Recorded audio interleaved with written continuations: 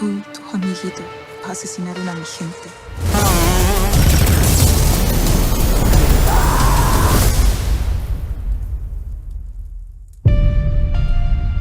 Ecosistemas como el suyo son únicos. Queríamos hablar con usted para ver de qué manera podíamos ayudarla a proteger este lugar. Queremos comprar su terreno. Este es un lugar sagrado. Todo indica que hay una gran cantidad de cobalto. ¿Cómo que todo indica? ¿Qué tan seguro estás? Estamos bajo un mar de cobalto. Hay que dar luz verde ya. ¡Dice mi nieta que están perforando la tierra! ¡Esto nos pertenece! ¿Entendido?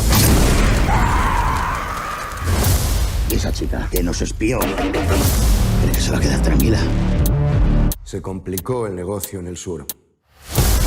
Sabíamos que la zona era complicada. Vamos a cazar a esa jodida mapuche. ¿Dónde está Sayen? Nosotros no conocemos el bosque, ella sí.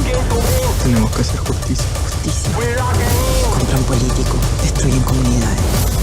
Tienen que pagar.